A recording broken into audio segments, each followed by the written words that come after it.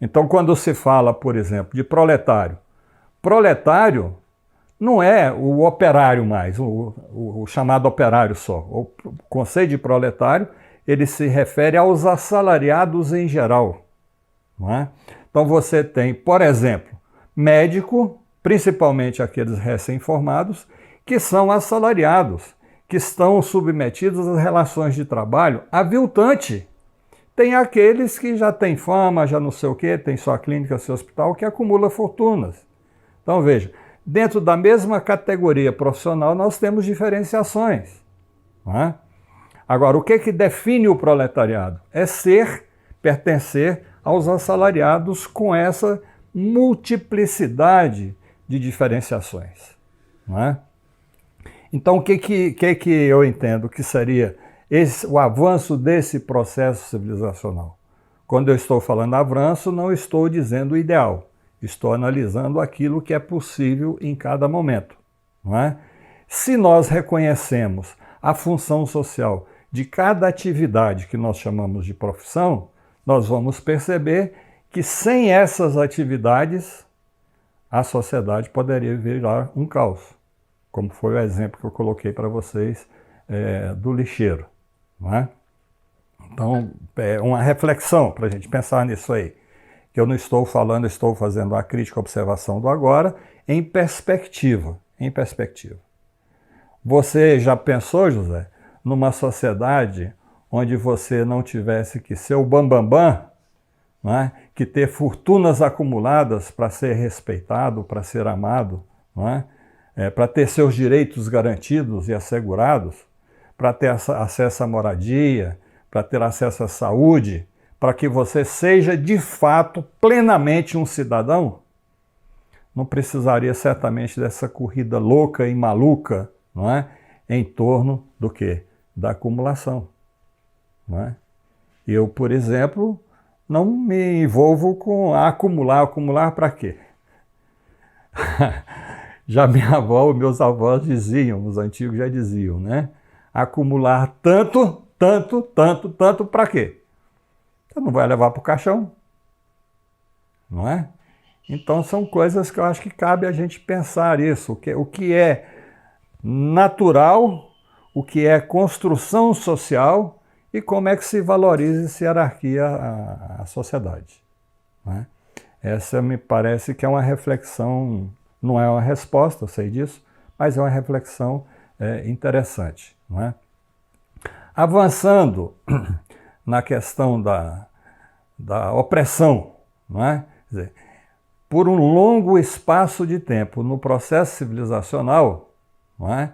Essa relação que o Gramsci traz aqui, agora que eu vou colocar para vocês aqui, não é? Essa relação entre o consenso e a opressão, ela vai continuar existindo no nosso processo civilizacional por vários tempos, muitos anos, muitas décadas, não é? Porque o homem é mau, não vou entrar nessa discussão. Segundo Hobbes, não é? O homem não é que ele é mau, quer dizer, ele pratica o mal para sobreviver, não é? Então, isso, enquanto houver escassez, uma sociedade de escassez, de dificuldades, não é? Essa disputa pela sobrevivência, ela continuará. Então, aí, veja, o papel do Estado, eu creio que é uma grande contribuição, não é?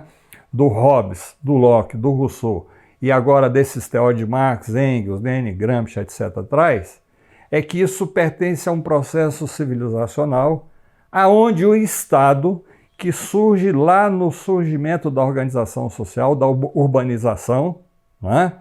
Lá na chamada Antiguidade Clássica, que vai sobrevivendo até hoje, ele não vai ser eliminado de uma hora para outra. É preciso construir as condições para que esse elemento de coerção vá sendo minimizado. E para isso é necessário superar a sociedade da escassez. É possível superar a sociedade de escassez? Eu pergunto para vocês, por exemplo, com a grande quantidade de terras agricultáveis, a produção em grande escala, com alimentos estocados, exportados em grande quantidade, né? Mas ao lado nós temos o quê? O faminto e a pobreza. Se houvesse uma perspectiva, e aí tem um papel do Estado, que produzisse condições de uma distribuição mais igualitária das riquezas produzidas, era possível superar a miséria?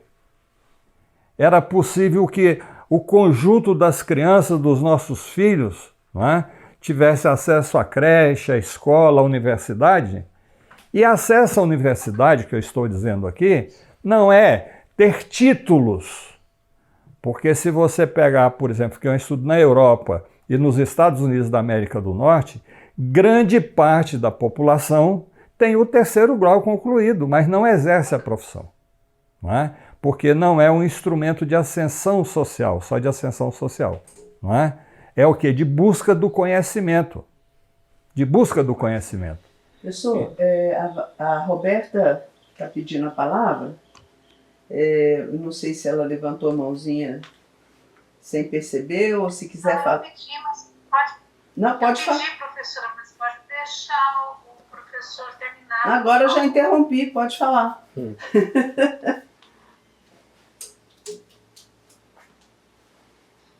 Desculpa, estou na escola, então a gente fica mascarado por muito tempo. Professor, eu acho muito rica a reflexão que o senhor traz. Eu gostaria de dialogar com o senhor no seguinte sentido.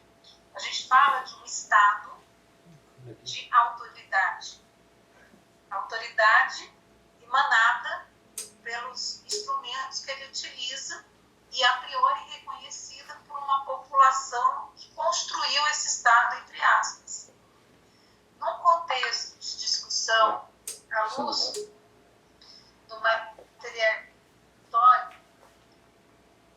se a gente se reportar a miserabilidade que é total, e aí eu não estou falando só da miséria econômica, mas a miséria da condição humana dentro de uma sociedade dita democrática, mas que está corrompida e corroída por tantas ações não democráticas, o que a gente pode vislumbrar, então, como um discurso que aproxime esse proletariado não de uma teoria, mas de uma prática ideológica que possa transformar.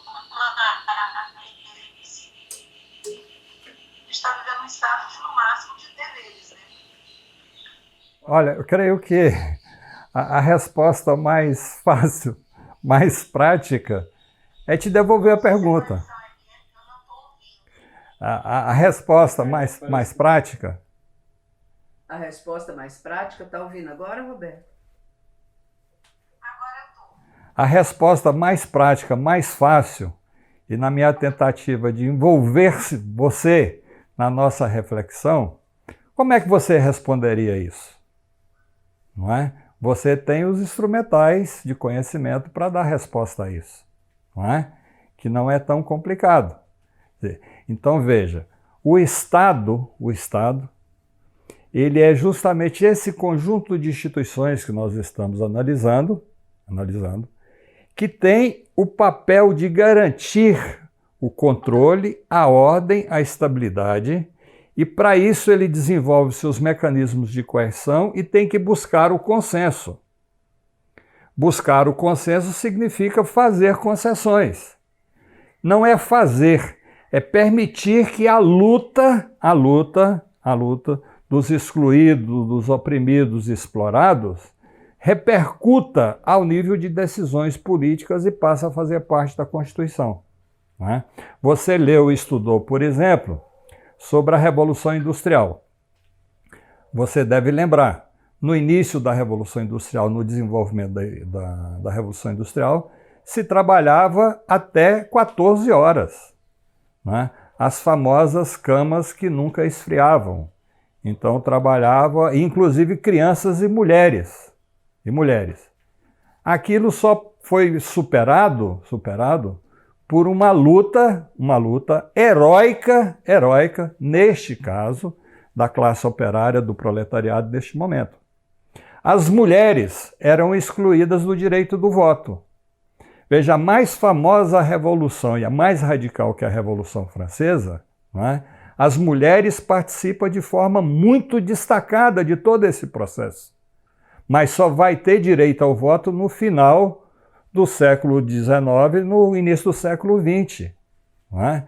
Tem países europeus, que eu me esqueci o nome, que o direito ao voto foi permitido, às mulheres foi permitido em 1986. Então não há dádiva, há conquista, não é? E o Estado, como ele é um instrumento, um conjunto de instituições que pertence a essa sociedade, que é contraditória, multilateral, multifacética, que ela é temporal, ele, para continuar sobrevivendo, enquanto o Estado, que é ditadura de uma classe, ele tem que fazer concessões, porque senão ele não consegue sobreviver, porque chega num nível de radicalização tal que não resta outro caminho a não ser a revolução. Não é? Veja o chamado Estado feudal, a Revolução Burguesa, aristocrático-burguesa na Inglaterra, a Revolução Francesa, a unificação da Alemanha, a independência das 13 colônias, a Comuna de Paris. São exemplos que demonstram que a organização estatal não comportando essas alterações, eles provocam elementos de contradição que levam à revolução. Tanto que, se você pegar na Constituição brasileira, você vai ver lá que tem as emendas.